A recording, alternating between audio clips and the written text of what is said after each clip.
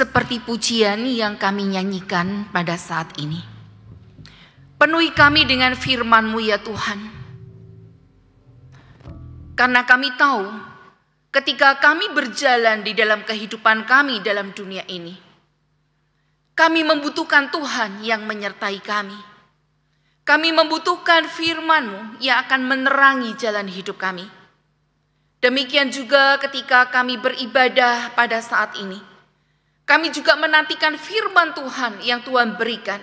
Sehingga firman ini boleh menjadi pelita dalam kehidupan kami ketika kami menjalani dan mengisi hidup kami. Berfirmanlah kepada kami karena kami siap untuk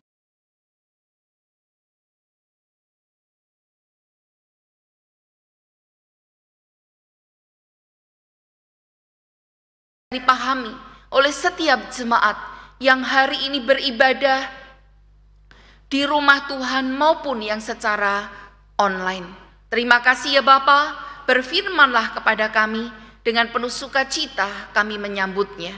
Hanya dalam nama Tuhan Yesus kami sudah berdoa. Amin. Shalom. Senang sekali hari ini kita bisa beribadah bersama-sama. Dan saat ini kita akan merenungkan firman Tuhan. Tema kita adalah perjinahan rohani. Mari kita akan melihat ayat-ayat yang mendasari renungan kita, khotbah kita pada siang hari ini dari Hosea pasal yang keempat. Ayatnya yang ke-11 sampai dengan ayat yang ke-19. Hosea pasal yang keempat. Mulai dari ayat yang ke-11 sampai dengan 19. Firman Tuhan katakan demikian. Anggur dan air anggur menghilangkan daya pikir. Umatku bertanya kepada pohonnya dan tongkatnya akan memberitahu kepadanya. Sebab roh perzinahan menyesatkan mereka dan mereka berzina meninggalkan Allah mereka. Mereka mempersembahkan korban di puncak gunung-gunung dan membakar korban di atas bukit-bukit.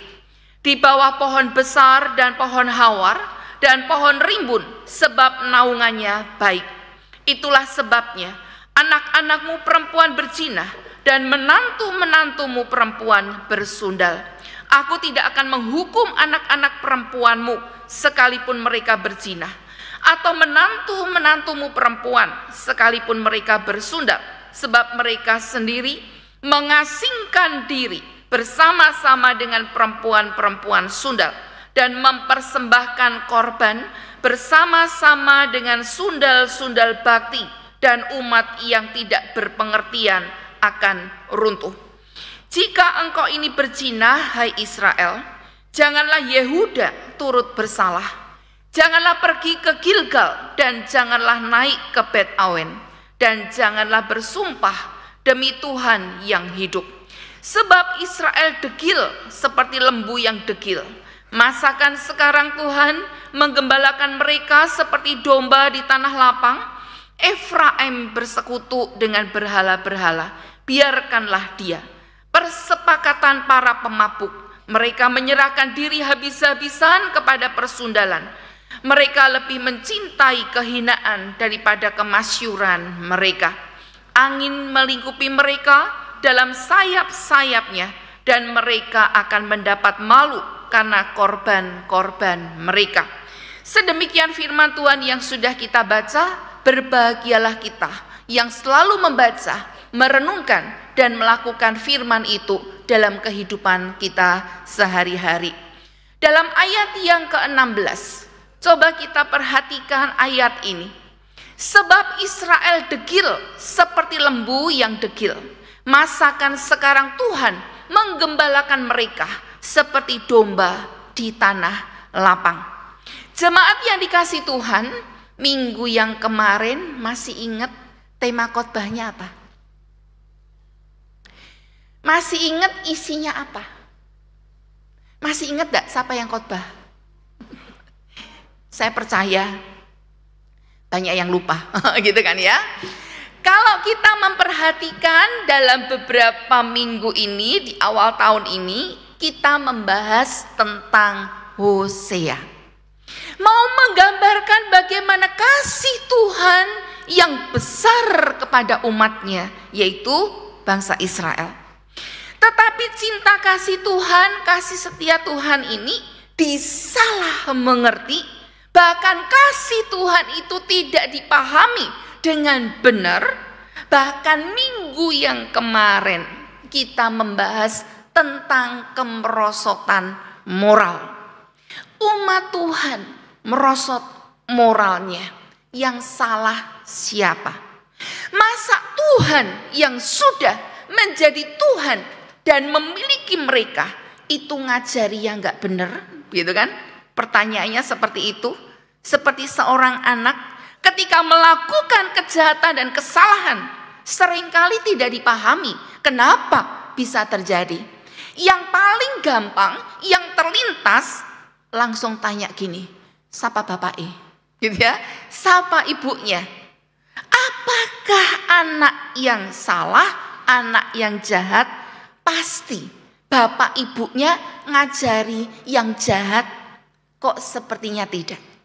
Seorang penjahat yang besar atau misalnya seorang perampok yang terkenal ditakuti, ketika dia menimang anaknya, gendong anaknya, kira-kira yang diomong apa?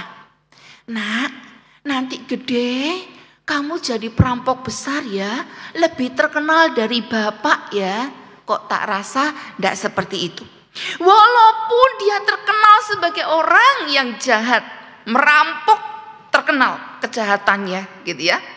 Ketika dia gendong dan nimang anak, kok kayaknya ngomongnya gini, nak nanti gede kamu jadi orang yang sukses ya, jadi orang yang benar, jadi orang yang baik. Tapi enggak tahu apa nimangnya gini, nak kamu nanti jadi polisi ya, kok kayaknya enggak gitu ya. Nanti bisa berhubungan dengan bapaknya perampok, anaknya polisi, wah nanti bertentangan begitu kan ya. Nah, Tuhan adalah Allah yang kudus. Tetapi umatnya sudah meninggalkan Tuhan. Sehingga minggu kemarin kita belajar bagaimana firman Tuhan itu memaparkan bahwa umat Tuhan itu sudah mengalami kemerosotan moral. Banyak hal yang terjadi sebagai dampak ketika mereka meninggalkan Tuhan, itu akar masalahnya. Sehingga dosa demi dosa itu mereka lakukan. Hari ini ketika kita belajar, kita merenungkan satu tema, yaitu perjinahan rohani. Apa itu perjinahan rohani? Kok rohani bisa berjinah? Gitu kan ya. Perjinahan rohani, saya katakan sama juga dengan ketidaksetiaan rohani. Gitu ya.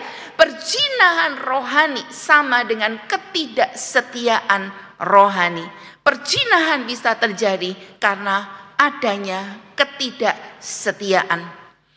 Perjinahan rohani dan perjinahan fisik dalam banyak hal itu sama. Dua-duanya berbahaya dan menimbulkan efek dampak yang negatif, bukan yang positif. Allah kecewa terhadap umatnya karena mereka telah melakukan perjinahan rohani terhadap dia. Sebagaimana Gomer telah melakukan perjinahan fisik terhadap Hosea. Tuhan mau memakai keluarga Hosea ini, ketidaksetiaan Gomer istri Hosea, mau menggambarkan bahwa umat Tuhan yang begitu Tuhan itu kasihi, kasih setia Tuhan tidak pernah berkesudahan dalam hidup mereka, tetapi mereka tidak setia kepada Tuhan. Bahkan mereka mencari ilah-ilah yang lain. Bukankah ini juga sama dengan istri Hosea yang bernama Gomer? Memang latar belakangnya dia adalah perempuan sundal, dikatakan begitu. Tetapi ketika sudah diambil oleh Hosea menjadi istrinya, Gomer masih mencari kekasih-kekasihnya, dikatakan seperti ini. Allah kecewa terhadap umatnya karena umatnya berzina secara rohani. Umatnya tidak setia kepada Allah. Jemaat yang dikasihi oleh Tuhan, bangsa Israel mengatakan no terhadap perintah Tuhan. Bangsa Israel adalah bangsa yang Tuhan pilih di antara sekian banyak bangsa untuk menjadi umat pilihan Allah. Allah adalah kudus, maka Tuhan juga mau umatnya adalah kudus. Maka Tuhan pun memberikan ketetapannya, Tuhan memberikan perintah-perintahnya supaya umat Tuhan ini dalam perjalanan hidupnya mereka punya aturan, mereka punya rambu-rambu, sehingga ketika mereka sudah melenceng dan ini jauh arah yang negatif dan sesat, maka perintah-perintah, ketetapan Tuhan itu bisa menjaga, meluruskan jalan hidup mereka. Umat Tuhan, bangsa Israel, apakah tidak tahu bahwa Tuhan memberikan perintah kepada mereka? Jawabannya tahu.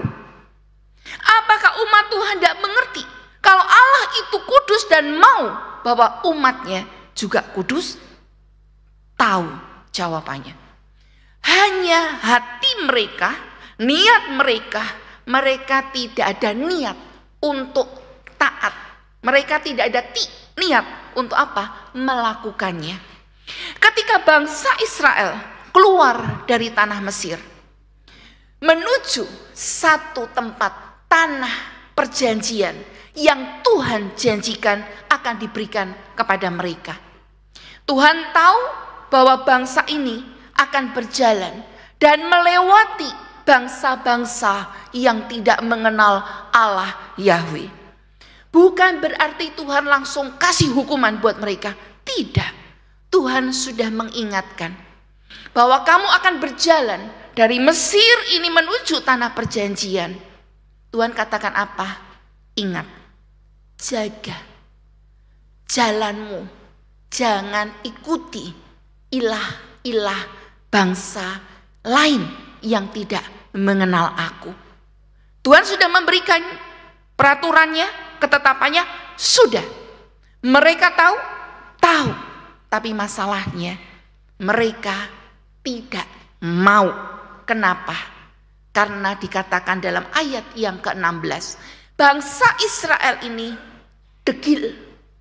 Apa itu degil? Bukan karena badannya banyak kotoran, degil gitu ya. Enggak, degil gitu kan ya. Artinya apa? Kalau zaman sekarang dibilang diomongi enggak nurut, ya kan? Diberitahu enggak mau denger gitu ya. Mau jalannya sendiri, karepe dewe, gitu kan ya.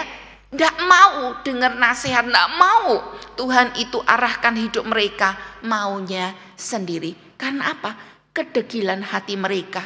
Mereka bisa mengatakan tidak. Ada aturan? Ada. Bahkan dalam hukum yang pertama, Tuhan katakan apa?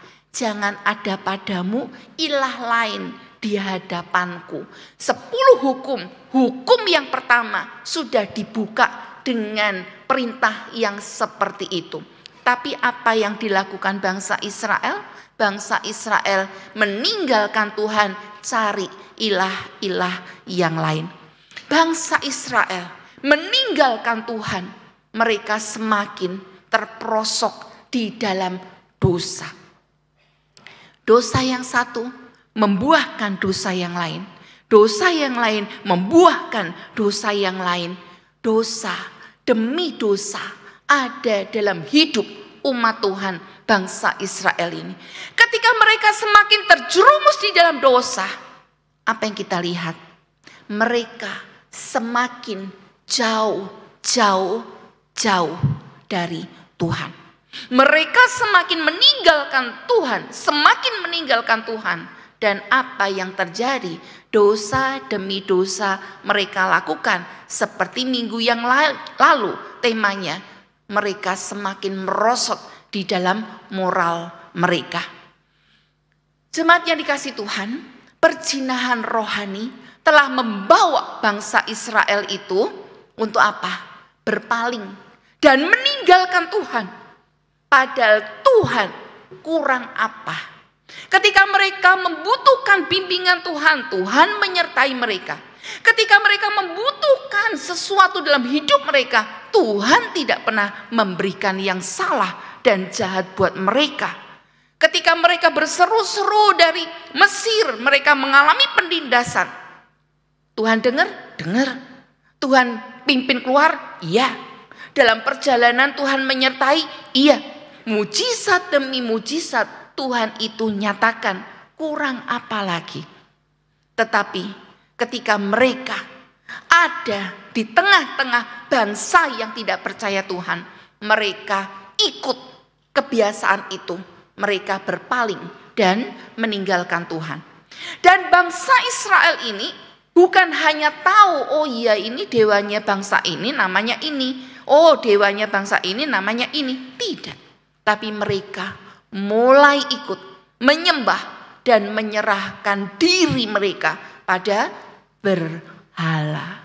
Padahal Tuhan sudah ngomong, jangan ada padaku ilah lain di hadapanku. Allah adalah Allah yang cemburu, tidak mau umatnya percaya, cari Tuhan, tapi juga cari yang lain. Bangsa Israel lebih mencintai kehinaan daripada kemuliaan. Hidup mereka semakin jauh. Dan kita mengenal ada sundal bakti di dalam ayat yang sudah kita baca. Nanti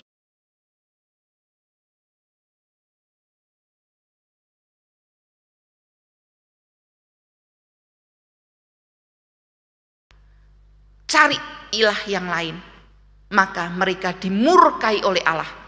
Dan yang paling terakhir, mereka mendapat malu. Bahkan Tuhan pakai orang yang tidak percaya kepada Tuhan, bangsa yang tidak percaya Tuhan, untuk mendidik bangsa Israel. Satu hari Yerusalem dihancurkan dan mereka dibawa menjadi tawanan. Bangsa yang tadinya penuh dengan kemuliaan Allah, Tuhan izinkan bangsa lain menindas mereka, menawan mereka, supaya apa? Bangsa ini kembali kepada Tuhan. Jemaat yang dikasih oleh Tuhan, dewa utama orang Kanaan itu namanya Baal dan Asyera, gitu ya. Dewa ini melambangkan kuasa yang mampu memberikan kesuburan, termasuk kepada manusia, supaya subur punya keturunan, begitu ya. Ini dewa Baal dan Asyera yang disembah oleh bangsa Kanaan. Penyembahan untuk mereka disertai dengan apa? Praktek-praktek seksual yang merupakan kekejian di hadapan Allah. Jadi di rumah-rumah penyembahan mereka menyembah kepada Baal sebagai dewa mereka, tapi juga ada prakteknya. Ketika mereka melakukan perzinahan ini, dianggap apa? Ini bagian daripada ritual keagamaannya. Ini merupakan bagian di dalam penyembahan, memberikan yang terbaik kepada dewa mereka. Hal inilah yang akhirnya di dalam ayat yang ke-14 disebutkan ada sundal-sundal bakti. Bagi orang yang tidak berpengertian, orang itu akan terhanyut. Oh, berarti boleh ya. Oh, begini ini tidak apa-apa ya. Oh, Tuhan izinkan ya. Orang yang tidak berpengertian akan terjerumus dalam arus ini. Padahal ini adalah kekejian di hadapan Tuhan. Tuhan tidak lagi menjadi tempat berharap untuk umatnya. Tuhan tidak lagi menjadi tempat berharap umat Israel ini menggantungkan hidup hari ini maupun juga hari esok. Mereka lebih percaya kepada ramalan-ramalan. Kalau kita perhatikan dalam ayat yang ke-12 yang sudah kita baca, begitu ya. Mereka ini tidak mengandalkan Tuhan yang berkuasa, gitu ya, untuk apa? Menciptakan segala sesuatu, termasuk pohon-pohonan. Tetapi mereka lebih percaya pada batang-batang pohon itu yang dijadikan alat untuk meramalkan nasib mereka, meramalkan sesuatu dalam hidup mereka. Bukankah hari ini semua ini ada di sekitar kita?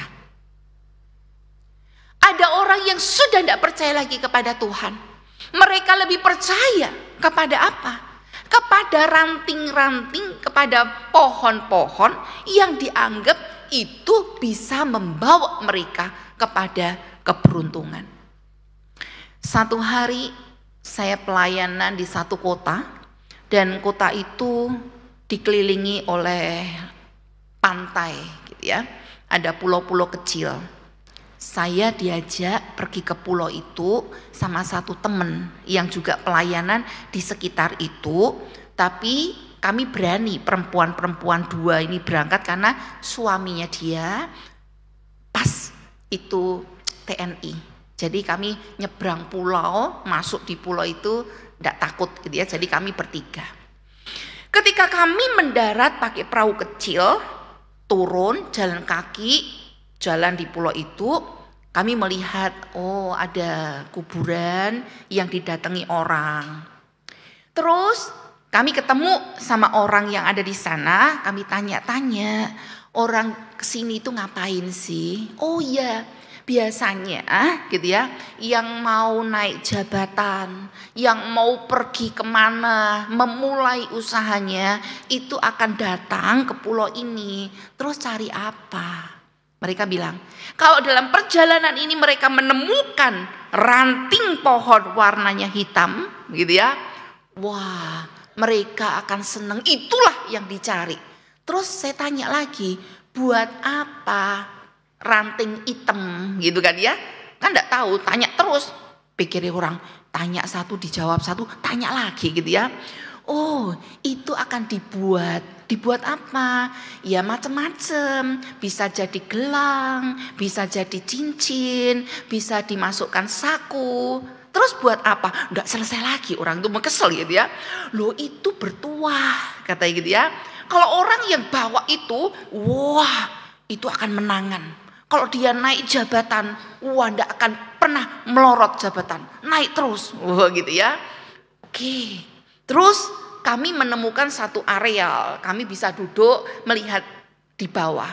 Tiba-tiba ada perahu datang. Perahu datang, itu satu keluarga penuh perahu, namanya perahu ya toh, tapi penuh banyak sekali orang. Kami lihat, mau apa sih orang-orang itu pergi ke pulau terpencil ini? Mereka turun. Ternyata kami melihat satu pemandangan gitu ya. Ternyata itu ada satu keluarga yang kalau zaman itu namanya dukun. Tapi kalau zaman sekarang namanya paranormal.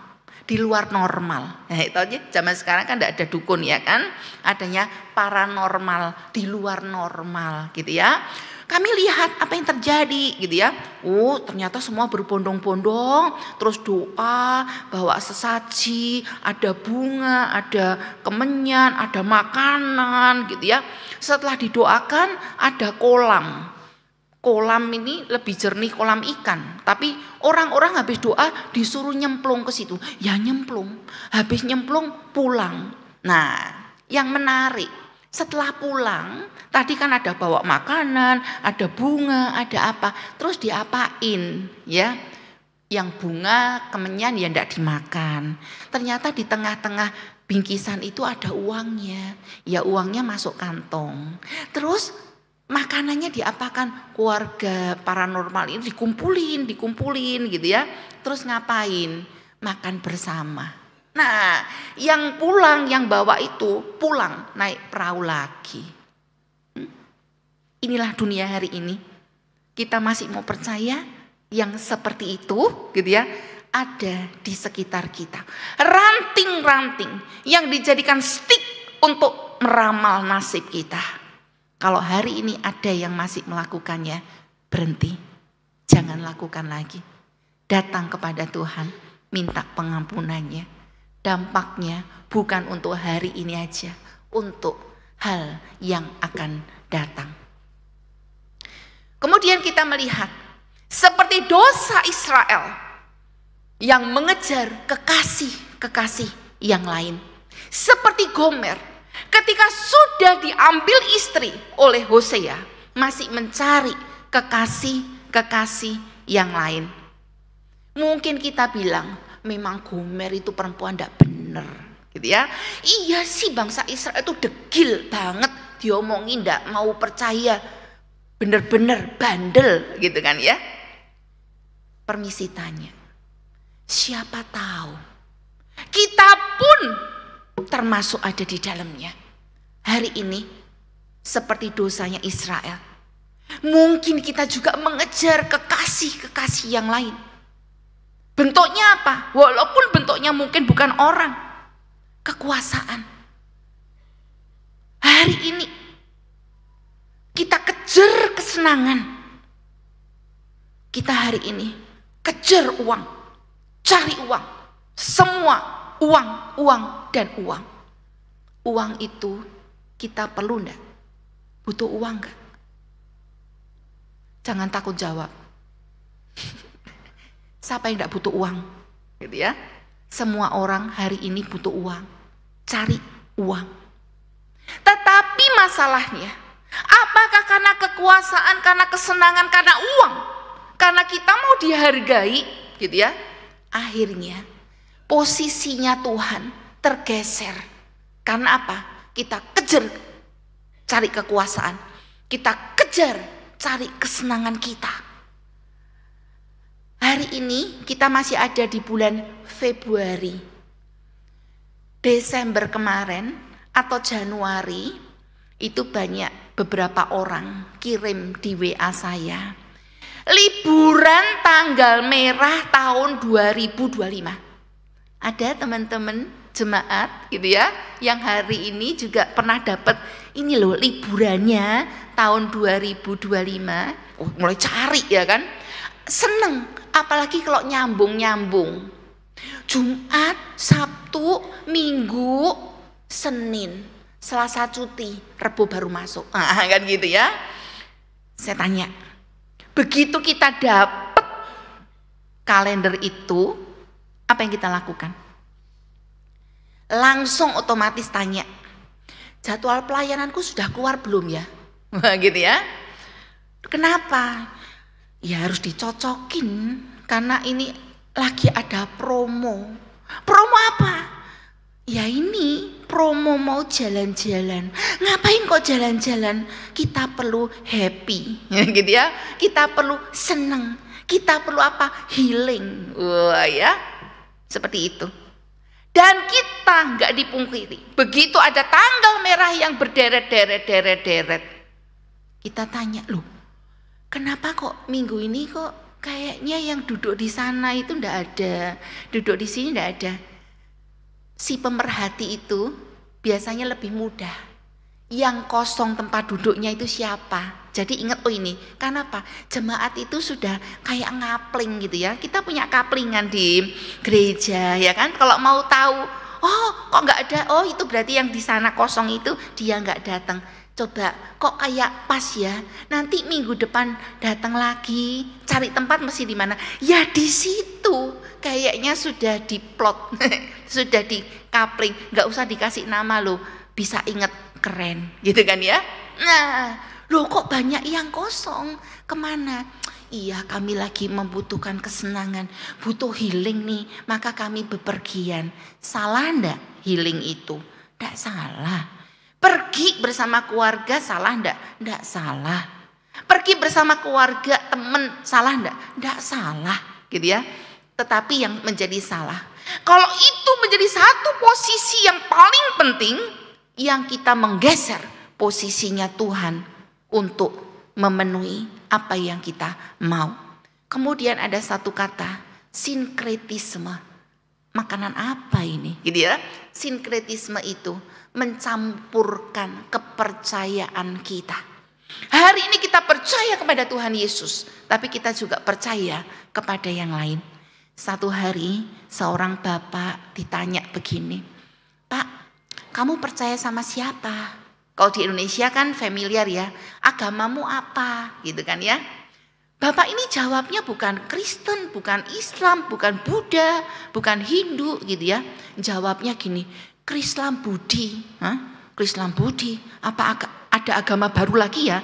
Kita sudah 6, masa agamanya jadi 7 gitu kan ya. Krislam Budi, maksudnya apa? Loh iya, semua itu tak percaya. Ya, semua itu tak percaya. Lah, kok gitu Pak? Iya, siapa tahu doa sama Tuhan Yesus tidak sanggup jawab, kan aku bisa minta ke yang lain. Siapa tahu aku ada pergumulan, minta Tuhan Yesus kasih jalan keluar, jalannya tutup semua gitu kan ya. Aku kan bisa cari yang lain. Nah, inilah salah satu bukti sinkretisme. Atau kita percaya Yesus, tapi kita juga masih percaya sembayang di bawah pohon, seperti yang Hosea tadi kita baca. Di bawah pohon-pohon yang rindang, kita beribadah di sana. Di atas gunung kita beribadah di sana. Tapi percaya Yesus, minggu ke gereja, bahkan bisa melayani. Minggu haleluya gitu ya. Hari lain tidak tahu sesuai dengan apa yang dia percaya. Ini bisa disebut sebagai sinkretisme. Apakah Tuhan menghendaki kita campur-campur seperti ini? Tuhan katakan tidak. Kalau Tuhan, Tuhan. Kalau Yesus, Yesus. Bukan yang lain. Inilah yang Tuhan mau katakan kepada kita. Godaan-godaan dalam dunia saat ini menarik kita. Pertanyaannya, apakah kita tetap setia kepada Tuhan? Ataukah kita tidak? Ataukah kita ada kekasih-kekasih lain yang mengambil tempat Allah yang seharusnya dalam hidup kita? Ketika seharusnya Allah itu diutamakan, tapi ketika ada Allah yang lain, maka posisi kedudukan Tuhan tergeser. Minggu itu ibadah, kita sudah tahu semua. Tapi ada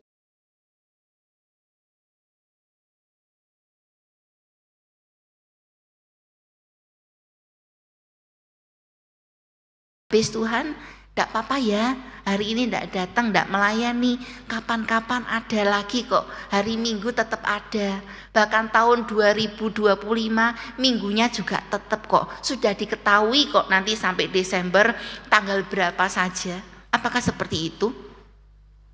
Adakah kekasih-kekasih lain yang mengambil tempatnya Allah dalam kehidupan kita? Jemaat, coba renungkan. Berhala-berhala modern hari ini tidak harus bentuknya itu patung dan kita menyembah. Tidak harus bentuknya itu pergi meditasi di atas gunung 1 tahun tidak turun-turun misalnya gitu ya. Tidak harus seperti itu. Berhala-berhala modern hari ini yang kita temukan banyak sekali.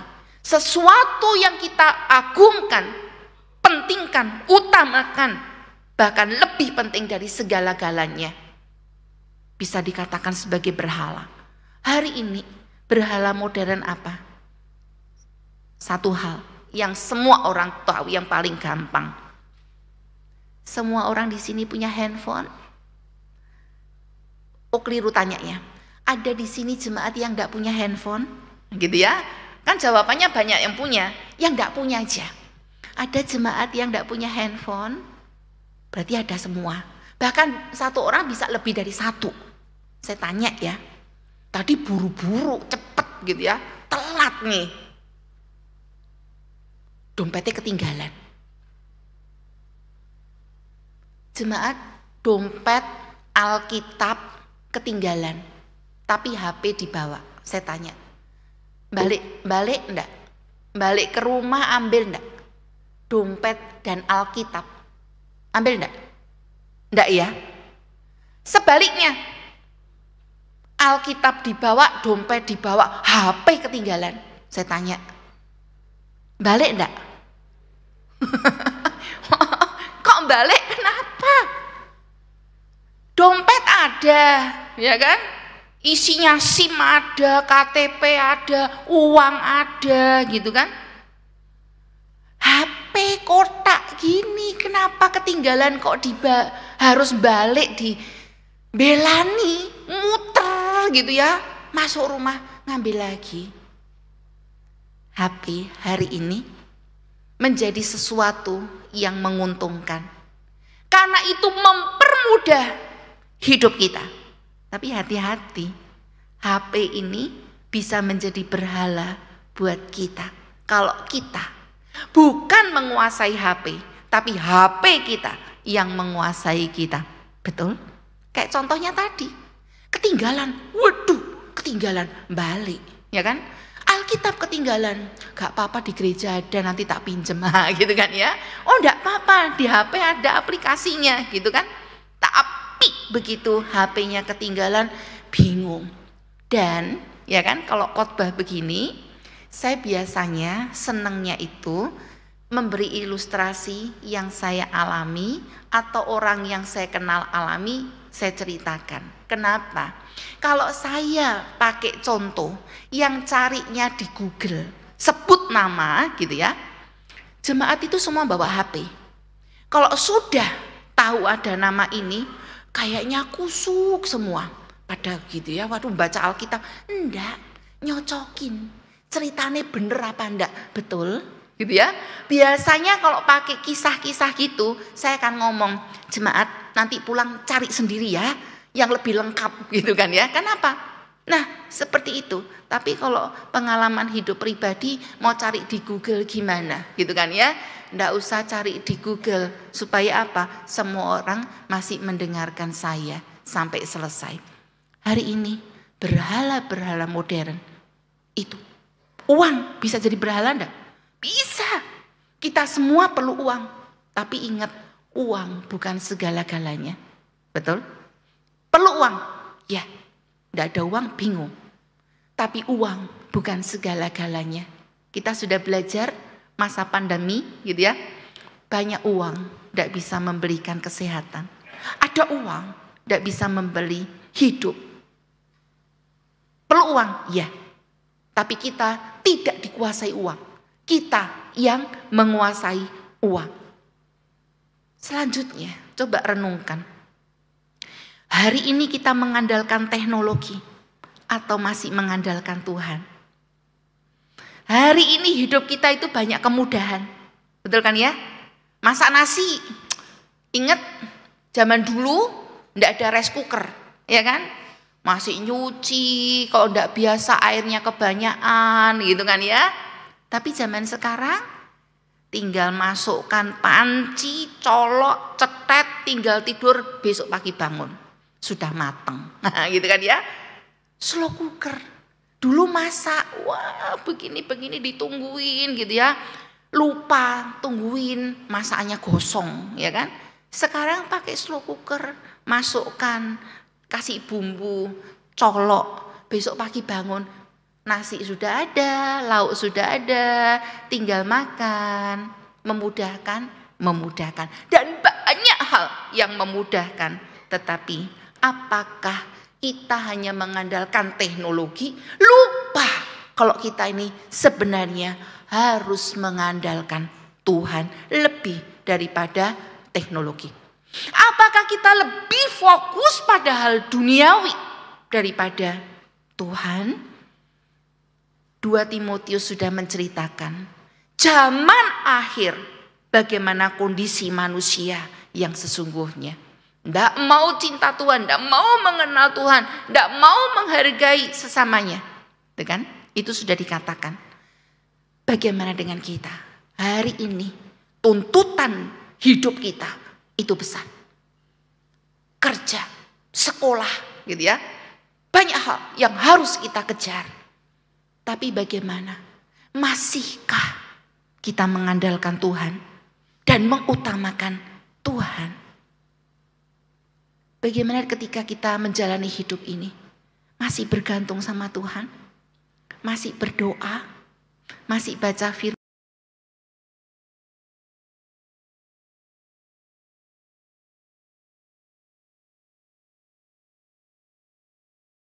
Tuhan? Hari ini Tuhan mengingatkan kita. Kalau kita katakan Tuhan, banyak hal yang aku lakukan seperti yang aku renungkan hari ini. Selagi masih ada kesempatan, Ayo cepat kembali, pulang, datang kepada Tuhan. Jangan semakin menjauh. Jangan mengandalkan apa yang ada dalam dunia hari ini dan semua teknologi yang begitu canggih melebihi Tuhan. Jangan cari kekasih yang lain dan itu menggeser posisi Tuhan dalam kehidupan kita.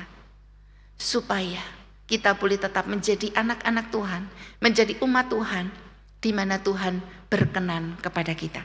Tuhan memberkati firman-Nya, Tuhan memberkati kita semuanya. Mari kita berdoa di hadapan Tuhan. Bapa, kami mengucap syukur kalau hari ini Tuhan masih peduli kepada kami. Tuhan mengingatkan lewat firman-Mu bahwa hidup kami ini masih dalam dunia. Kasih setia Tuhan itu besar bagi kami. Ajar kami Tuhan untuk selalu ingat bahwa kami adalah anak-anak yang Tuhan pilih untuk percaya mengalami kasih Tuhan.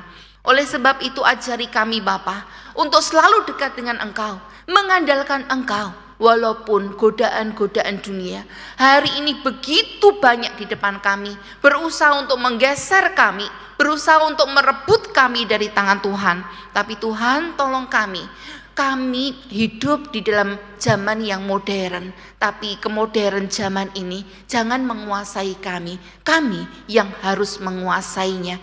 Jangan ada semuanya itu mengambil tempat yang seharusnya untuk Tuhan. Terima kasih Bapa, tolong anak-anak-Mu, kuatkan kami semuanya supaya kami hidup berkenan di hadapan Tuhan. Hamba-Mu sudah berhenti untuk berbicara, tapi Tuhan meteraikan firman ini, tolong kami untuk mengingat, melakukan dan menghidupinya dalam kehidupan kami. Dalam nama Tuhan Yesus kami sudah berdoa dan mengucap syukur. Amin.